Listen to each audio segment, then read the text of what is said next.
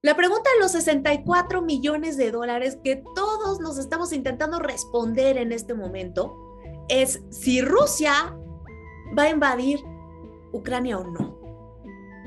Y es que es imposible negar que estamos acercándonos cada vez más a un punto de no retorno, desde que las tensiones no han parado de aumentar en los últimos 3 meses, porque Estados Unidos obtuvo información de que Rusia estaba desplegando soldados en su frontera con Ucrania, que hoy suman un poco más de 170,000, y eso nos ha llevado una estira y afloja que hoy nos tiene sumergidos en un contexto de suspenso que ya no da para más, porque Estados Unidos ya ordenó el cierre de su embajada en Kiev. Los países vecinos de Ucrania se están preparando para recibir a los refugiados porque Estados Unidos ha dado una fecha de invasión que es el 16 de febrero, antes de que acaben los Juegos Olímpicos de Invierno de Beijing. Aerolíneas como KLM ya han dicho que ya no van a realizar vuelos a Ucrania y que por lo mismo van a intentar ni siquiera sobrevolarla. El canciller ruso Sergei Lavrov no ha parado de reunirse uno a uno con los principales líderes europeos. Biden, por su cuenta, el fin de semana se la pasó en llamadas con el presidente ucraniano Vladimir Zelensky, también con Vladimir Putin. El presidente de Francia, Emmanuel Macron, y el canciller alemán Olaf Scholz han visitado a ambos de manera presencial porque están muy conscientes de que si esta bomba estalla, a nadie le va a ir bien en el mundo. En el caso de Rusia, por ejemplo, una invasión a Ucrania sería el fin de Putin. Las sanciones con las que lo ha amenazado Joe Biden, que son sacar a Rusia del SWIFT, que es el sistema con el que se hacen las transferencias internacionales, y congelar las reservas del Banco Central, acabarían con su apoyo popular porque lo obligarían a subir impuestos, a recortar el gasto público y además a recortar importaciones porque no tendría dinero para pagarlas. Y como consecuencia de la salida del SWIFT, la economía rusa se contraería un 5% anual. Entonces, obviamente esto no le conviene en un momento en donde acaba de cambiar la constitución para quedarse más tiempo y no le ha ido muy bien, que digamos, para controlar los casos de contagio.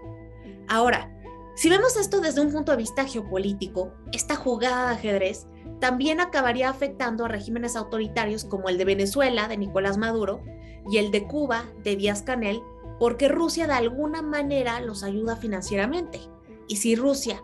ya no está en posibilidades de hacerlo, pues obviamente vendría una crisis muy importante.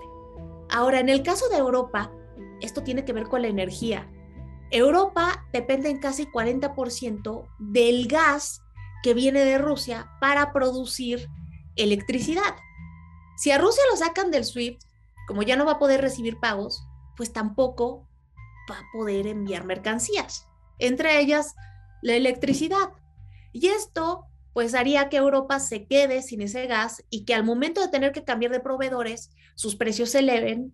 desatando una crisis económica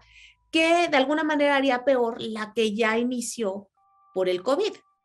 Ahora, en el caso de Estados Unidos, esto sería una flecha directa al corazón de Joe Biden, porque está en un contexto bastante difícil, tiene el 40% de aprobación. Una invasión rusa a Ucrania se podría ver como una parte 2 del episodio Afganistán, que se les sale de las manos en un contexto nacional donde es un año de elecciones intermedias y los ciudadanos no están muy felices con Biden porque la inflación ha aumentado muchísimo. De hecho es la más alta desde 1982 y está en un 7.5, y también el precio de la gasolina ha estado al alza, estando en este momento en $3.43. Además, esto sería capitalizado por los republicanos porque Donald Trump no ha parado de repetir que esto es una consecuencia de Afganistán y que esto no estaría ocurriendo si él estuviera en el poder, porque conoce muy bien a Vladimir Putin y que además se respetan. Entonces, obviamente, esto no le convendría ni siquiera al mismo Joe Biden. Ahora, mientras esto está ocurriendo, el portavoz del Kremlin dice que no hay planes de invasión rusa a Ucrania y que lo que está pasando es una coordinación mediática de Occidente para desprestigiar las peticiones de Rusia. Y mientras esto ocurre, lo que llama la atención aquí es que la gente sigue haciendo su vida como si nada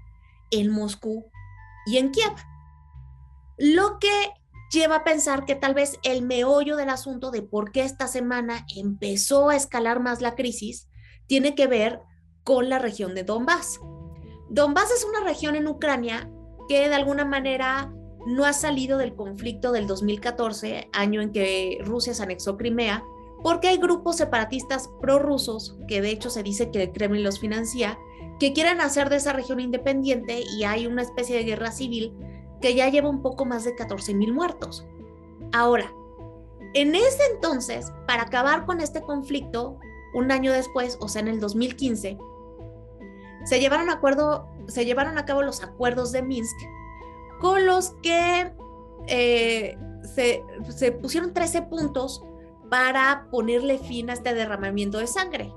Y el Kremlin dice que 7 años después no se han cumplido, sobre todo los que tienen que ver con la descentralización del gobierno de Ucrania, en donde supuestamente les iba a dar mayor autonomía a estos territorios que son Luhansk y Donetsk, porque tienen una mayoría étnica rusa y que además los debería de dejar hablar ruso.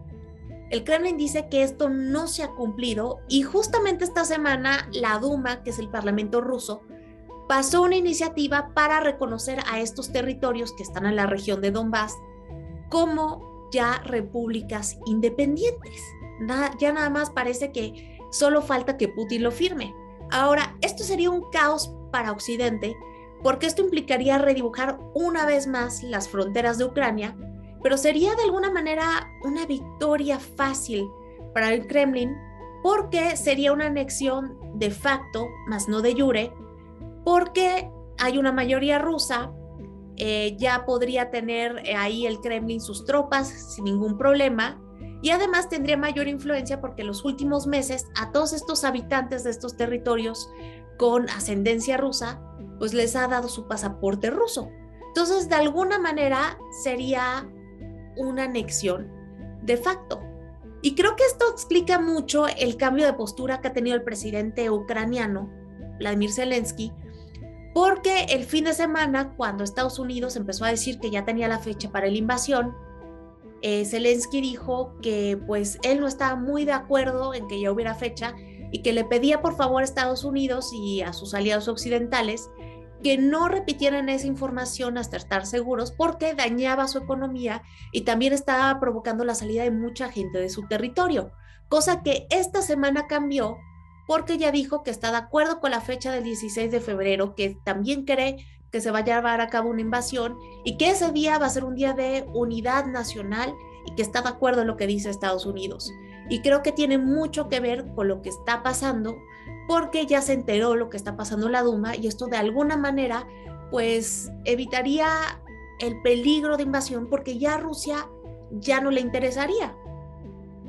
Esta es toda la información de la crisis en Ucrania que tenemos hasta el momento. Yo como siempre los invito a compartir este video, a suscribirse a mi canal, que por cierto, si les interesa profundizar más en este conflicto, acabo de crear una playlist con los materiales que he subido anteriormente. Finalmente también les recuerdo que los jueves escribo en El Economista, los invito también a seguirme en redes sociales. En Twitter estoy como @EnaroStephanie, en Facebook como Stephanie Enaro, en Instagram como steph.enaro, y por qué no, como siempre les recuerdo que el último en salir, apague la luz. Hasta la próxima.